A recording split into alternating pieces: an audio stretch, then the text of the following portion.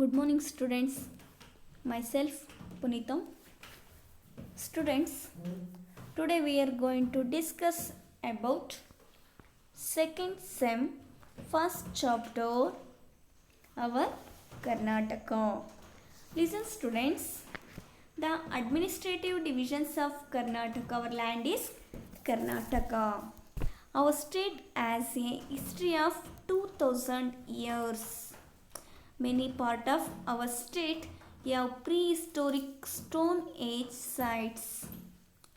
In this chapter, we shall study about the two administrative divisions of our state and their significance. Listen, students. First lesson, our Karnataka. Very important. Two division. First one is Kalburgi division and second one is Belagavi division.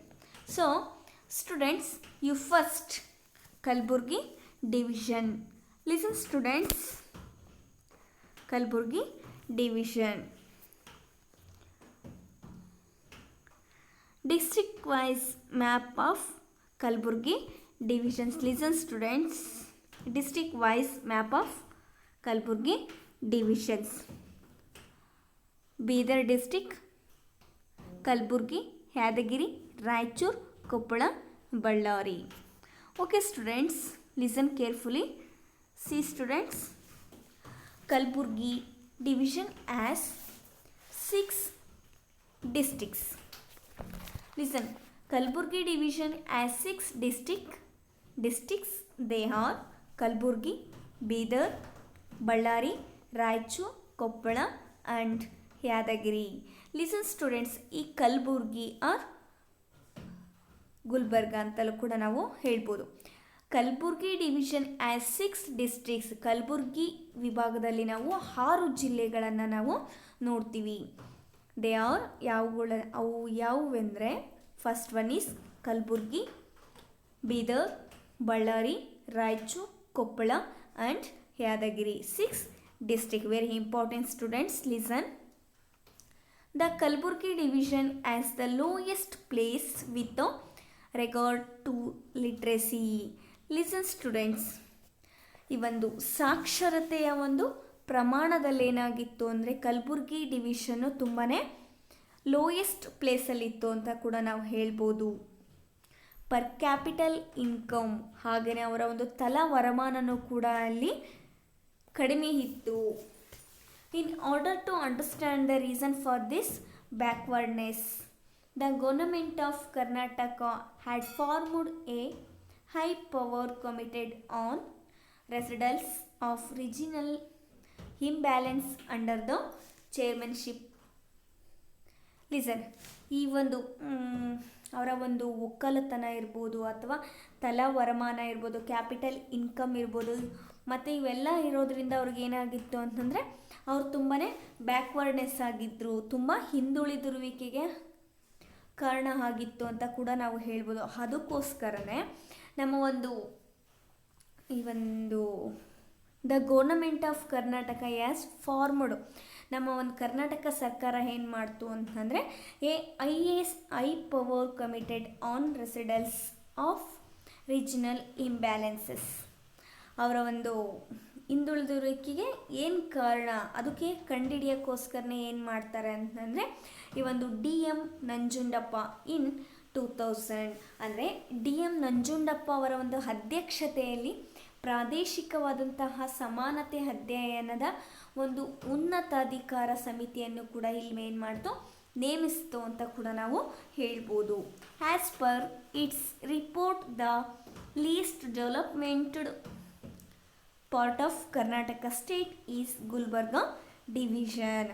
ಈ ಒಂದು ವಿಭಾಗದಲ್ಲಿ ಏನಾಯ್ತು, ಅವರ ಒಂದು ಪ್ರಕಾರ ಹಿಂದುಳಿದ ವಿಭಾಗ ಅಂದರೆ ಕಲಬುರ್ಗಿ ಡಿವಿಷನ್ ಅಂತ ನಾವು ಹೇಳಿದ್ವಲ್ವಾ.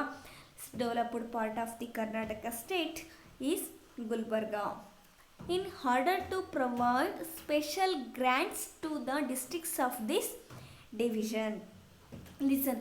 ಹಾಗಾಗಿ ಈ ಒಂದು ಕಲಬುರ್ಗಿ ಡಿವಿಷನ್ಸಲ್ಲಿ ಬರುವಂತಹ ಜಿಲ್ಲೆಗಳಿಗೆ ಸ್ಪೆಷಲ್ ಆಗಿ ಅವರಿಗೆ grants to the districts of this division provide special grants ಅಂತ ಹೇಳ್ತಾರೆ. ಅಂದರೆ ಈ ಒಂದು ವಿಶೇಷವಾದಂಥ ಒಂದು ನೆರವು ನೀಡುವಂಥ ಒಂದು ಉದ್ದೇಶದಿಂದ ಏನು ಮಾಡಿದರು ಅಂತಂದರೆ, ಈ ಒಂದು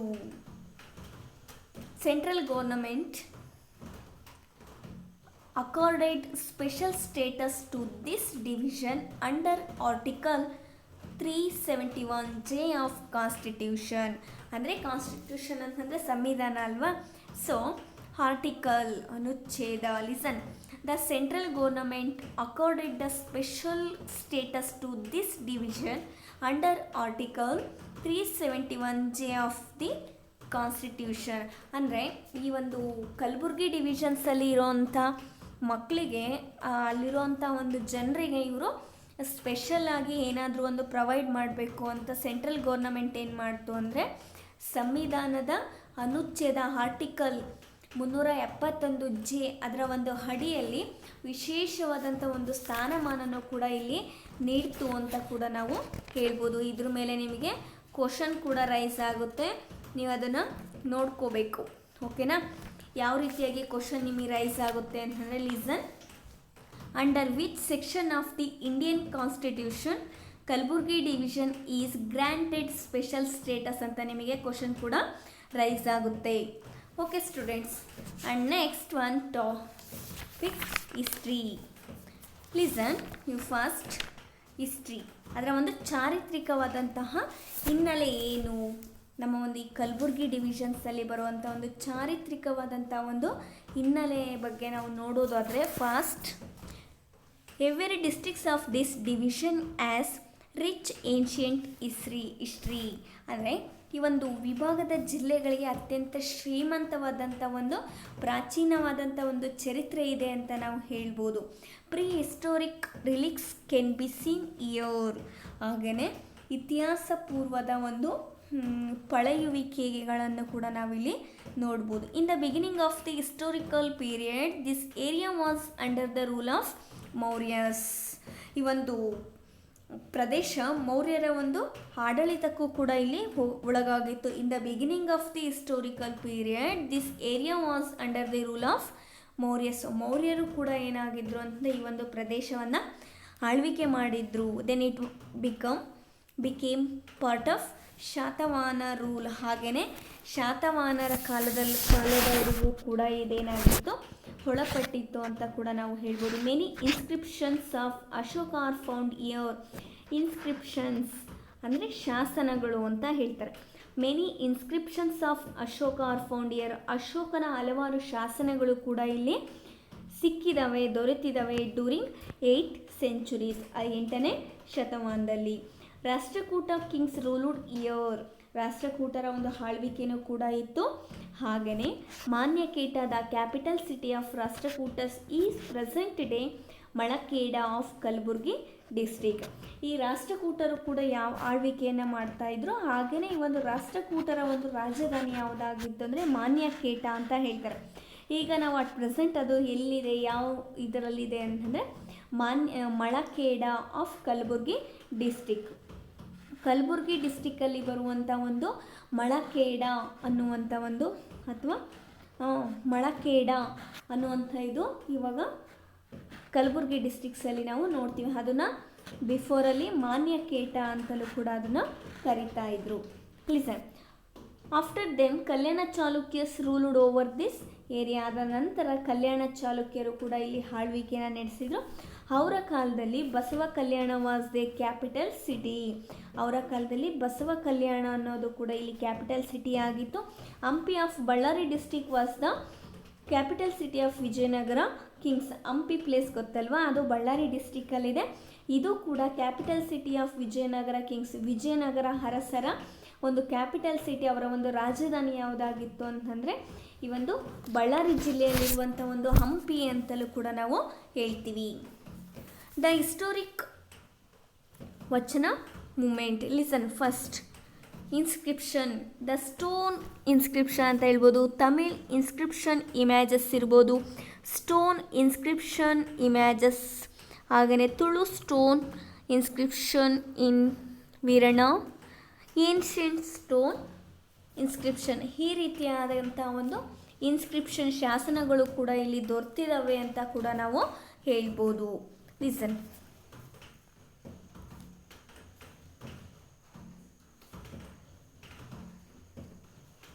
Basava Kalyana which is the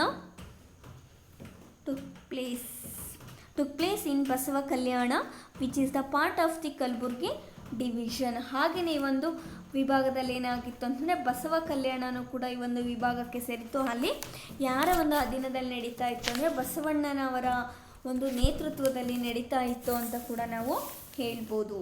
listen. Kalaburagi was their capital city. Kalaburagi was their capital city. ಅವರ ಒಂದು ರಾಜಧಾನಿ ಕೂಡ ಯಾವುದಾಗಿತ್ತು ಅಂದರೆ ಕಲಬುರ್ಗಿ ಅಂತ ಕೂಡ ನಾವು ಹೇಳ್ಬೋದು. Listen. Kalaburagi came under the rule of the Hyderabad Nizam. ಹಾಗೆಯೇ ಹೈದರಾಬಾದಿನ ನಿಜಾಮ್ರು ಕೂಡ ಏನಾಗಿದ್ದರು ಅಂತಂದರೆ ಕಲಬುರ್ಗಿ ಪ್ರದೇಶವನ್ನು ಆಳ್ವಿಕೆ ಮಾಡಿದ್ರು. ಅವರ ಒಂದು ಆಳ್ವಿಕೆಗೆ ಕಲಬುರ್ಗಿ ಪ್ರದೇಶವು ಕೂಡ ಒಳಪಟ್ಟಿತ್ತು ಅಂತ ಕೂಡ ನಾವು ಹೇಳ್ಬೋದು. The Hyderabad became the part of the independent India 1948 ಅಂತ ಹೇಳ್ತಾರೆ. 1948 ಅಂತ ಹೇಳ್ಬೋದು. ಅಂದರೆ ಇವನ್ 1948 ನಿಜಾಮ್ ಸಂಸ್ಥಾನ ಭಾರತದ ಒಂದು ಗಣರಾಜ್ಯದಲ್ಲಿ ವಿಲೀನ ಆಯಿತು ಅಂತ ಕೂಡ ನಾವು ಹೇಳ್ಬೋದು. During the reorganisation of states in 1956 ಪುನರ್ ವಿಂಗಡಣೆ ಯೋಜನೆ ಪ್ರಕಾರ ಏನಾಯಿತು ಅಂದರೆ ಕಲಬುರ್ಗಿ, ಬೀದರ್, ರಾಯಚೂರು ಡಿಸ್ಟ್ರಿಕ್ಟ್ ನಿಜಾಮ ಸಂಸ್ಥಾನದ ಒಂದು ವಶದಲ್ಲಿದ್ದಂತಹ ಬೀದರ್, ಕಲಬುರ್ಗಿ, ರಾಯಚೂರು ಈ ಒಂದು ಜಿಲ್ಲೆಗಳು ಕರ್ನಾಟಕದಲ್ಲಿ ವಿಲೀನಗೊಂಡವು ಅಂತಲೂ ಕೂಡ ನಾವು ಹೇಳ್ಬೋದು. Kalaburagi is the head quarters of the Kalaburagi division. ಹಾಗೆಯೇ ಈ ಒಂದು ಹೆಡ್ ಕ್ವಾರ್ಟರ್ಸ್ ಕಲಬುರ್ಗಿಯ ಒಂದು ವಿಭಾಗೀಯವಾದಂಥ ಒಂದು ಕೇಂದ್ರ ಆಗಿತ್ತು ಅಂತ ಕೂಡ ನಾವು ಹೇಳ್ಬೋದು. Ballari which was the part of the Madras state was added to Karnataka state. Madras ಪ್ರಾಂತ್ಯಕ್ಕೆ ಸೇರಿದ್ದಂತಹ ಬಳ್ಳಾರಿ ಜಿಲ್ಲೆಯು ಕೂಡ ಕರ್ನಾಟಕದಲ್ಲಿ ವಿಲೀನ ಆಯಿತು ಅಂತಲೂ ಕೂಡ ಇಲ್ಲಿ ಹೇಳ್ತಾರೆ. ಇಲ್ಲಿ ಕ್ವಶನ್ ಕೂಡ ನಿಮಗೆ ರೈಸ್ ಮಾಡ್ತಿರ್ತಾರೆ, ನೀವು ನೋಡ್ಕೋಬೇಕು ಅದನ್ನು. Listen. Many Palegars became powerful after the decline of the Vijayanagara and Bahmani sultans. Vijayanagara ಮತ್ತು ಬಹುಮನಿ ಸುಲ್ತಾನ್ಸ್ ಏನಿದ್ರಲ್ವ, ಈ ಒಂದು ವಿಜಯನಗರ ಮತ್ತು ಬಹುಮನಿ ಸುಲ್ತಾನರ ಒಂದು ನಂತರ ಆಳ್ವಿಕೆ ನಂತರ ಏನಾಯಿತು ನಾ ಹಲವಾರು ಪಾಳೆಗಾರ್ಸು ಕೂಡ ಇಲ್ಲಿ ಬಂದೋದ್ರು. Powerful after the decline of Vijayanagara and Bahmani sultans. Among them Palegars of ಯಾವ್ಯಾವ ಪಾಳೆಗಾರ್ಸ್ ಬಂದರು ಅಂದರೆ for example Harapanahalli, Sandur, Jarimale and next one Surapura ಅಂತಲೂ ಕೂಡ ಹೇಳ್ತಾರೆ. ಈ ಒಂದು ಹರಪನಹಳ್ಳಿ ಇರ್ಬೋದು, ಜರಿಮಾಲೆ, ಸಂಡೂರು ಮತ್ತು ಸುರಪುರ ಪಾಳೆಗಾರ್ಸು ಕೂಡ ಇಲ್ಲಿ ಏನಾಗಿದ್ರು ಅಂದರೆ ತುಂಬಾ ಪ್ರಸಿದ್ಧಿ ಆಗಿದ್ರು ಅಂತ ಕೂಡ ನಾವು ಹೇಳ್ಬೋದು. After the death of the Krishnappa ನಾಯಕ ಆಫ್ ಸುರಪುರ. ಹಾಗೆಯೇ ಇವರಲ್ಲಿ ಸುರಪುರದ ನಾಯಕ ಯಾರು ಅಂದರೆ ಕೃಷ್ಣಪ್ಪ ನಾಯಕ ಅಂತ ಹೇಳ್ತಾರೆ.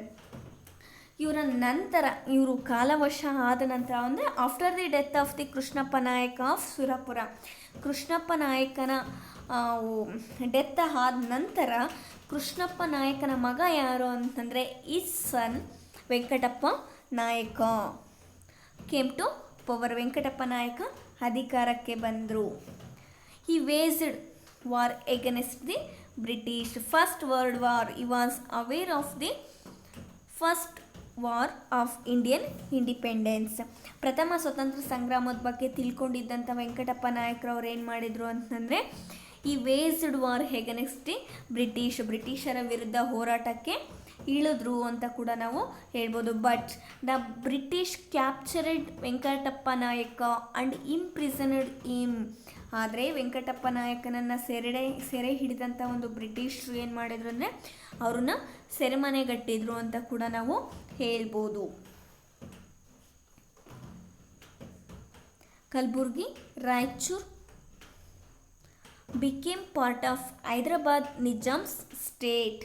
ಹಾಗೆಯೇ ಈ ಒಂದು ಬೀದರ್, ಕಲಬುರ್ಗಿ, ರಾಯಚೂರು ಡಿಸ್ಟ್ರಿಕ್ಟ್ ಏನಿದ್ವಲ್ಲ ಈ ಎಲ್ಲ ಪ್ರದೇಶವನ್ನು ಏನು ಮಾಡಿದರು ಅಂತಂದರೆ ಈ ಒಂದು ನಿಜಾಮ್ ಸಂಸ್ಥಾನದ ಒಂದು ಭಾಗಗಳಾಗಿ ಅದನ್ನು ಜಾಯಿನ್ ಮಾಡಿಕೊಂಡ್ರು.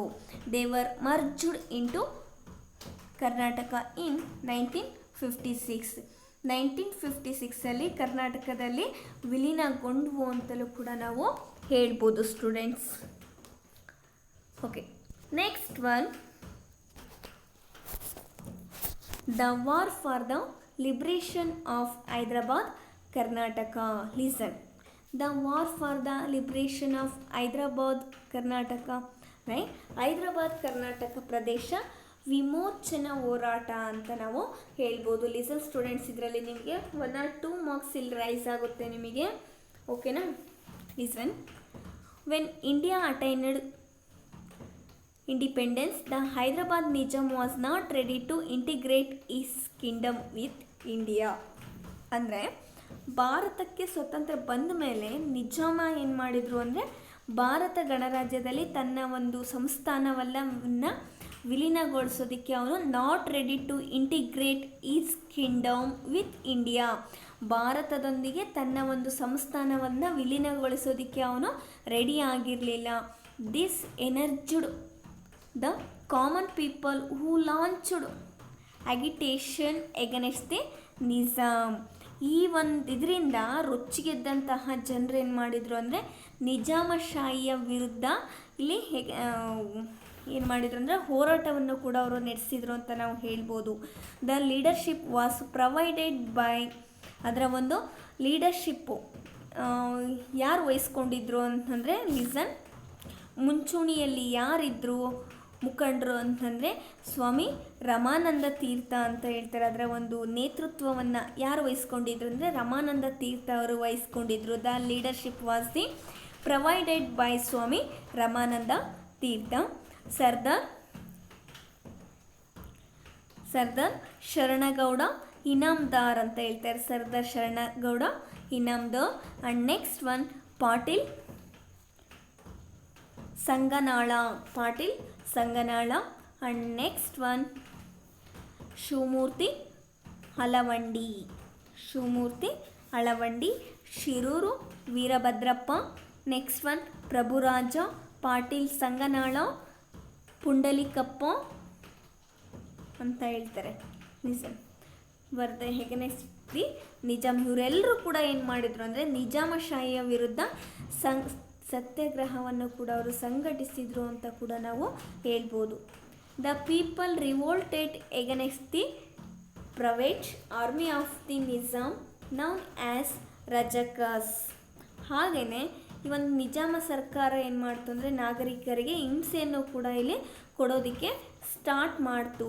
ಹಾಗೆಯೇ the central government of India undertook the direct action against the Nizam and annexed into India on September 17th, 1948. ಅಂದರೆ ಲಿಸನ್, ಇಲ್ಲಿ ರಜಾಕಾರರೆಂಬಂತಹ ನಿಜಾಮ ಖಾಸಗಿ ಸೈನ್ಯದ ವಿರುದ್ಧ ಜನರು ಏನು ಮಾಡಿದ್ರು ಅಂದರೆ ಇಲ್ಲಿ ಹೋರಾಟ ಮಾಡೋದಕ್ಕೆ ಸ್ಟಾರ್ಟ್ ಮಾಡಿದ್ರಲ್ವ. ಸೊ ಆ ಟೈಮಲ್ಲಿ ಏನು ಮಾಡಿದರು ಅಂತಂದರೆ ಭಾರತ ಗಣರಾಜ್ಯದಲ್ಲಿ ಸೆಪ್ಟೆಂಬರ್ 17th, 1948 ಅದನ್ನು ವಿಲೀನಗೊಳಿಸ್ತು ಅಂತ ಕೂಡ ನಾವು ಹೇಳ್ಬೋದು. Then Sardar Vallabhbhai Patel was the home minister and Pandit Jawaharlal Nehru was the prime minister of India. ಆ ಒಂದು ಟೈಮಲ್ಲಿ ಆನ್ ದಟ್ ಪೀರಿಯಡಲ್ಲಿ ಯಾರಾಗಿದ್ದರು ಅಂತಂದರೆ ಗೃಹ ಸಚಿವರು. ಇಲ್ಲಿ ಸರ್ದಾರ್ ವಲ್ಲಭಾಯ್ ಪಟೇಲ್ ಅವರು ಹೋಮ್ ಮಿನಿಸ್ಟರ್ ಆಗಿದ್ದರು. ಹೋಮ್ ಮಿನಿಸ್ಟರ್ ಅಂದರೆ ಗೃಹ ಸಚಿವರು. ಹಾಗೆಯೇ ಪಂಡಿತ್ ಜವಾಹರ್ಲಾಲ್ ನೆಹರು ಏನಾಗಿದ್ದರು ಅಂತಂದರೆ ಇಲ್ಲಿ ಪ್ರೈಮ್ ಮಿನಿಸ್ಟರ್ ಆಗಿದ್ದರು. ಪ್ರೈಮ್ ಮಿನಿಸ್ಟರ್ ಅಂತಂದರೆ ಪ್ರಧಾನಮಂತ್ರಿಗಳಾಗಿದ್ದರು ಅಂತ ಕೂಡ ನಾವು ಹೇಳ್ಬೋದು students.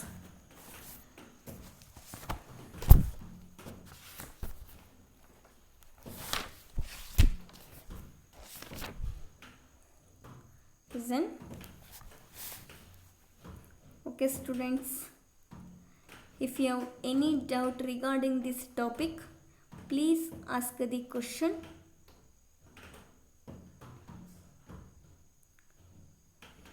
Now take the homework, fill in the blanks. Dash in Ballari district was the capital of Vijayanagara kings. Listen, Ballari ಜಿಲ್ಲೆಯ ಡ್ಯಾಶ್ ಎಂಬಲ್ಲಿ ವಿಜಯನಗರ ಸಾಮ್ರಾಜ್ಯದ ಒಂದು ರಾಜಧಾನಿಯಾಗಿತ್ತು. Okay, second one question. Districts of Kalaburagi division got independence in the year dash. ಅಂದರೆ ಒಂದು ಕಲಬುರ್ಗಿ ವಿಭಾಗದ ಒಂದು ಜಿಲ್ಲೆಗಳಿಗೆ ಯಾವಾಗ ಸ್ವತಂತ್ರ ಬಂತು, ಯಾವ ವರ್ಷದಲ್ಲಿ ಬಂತು? Okay, thank you.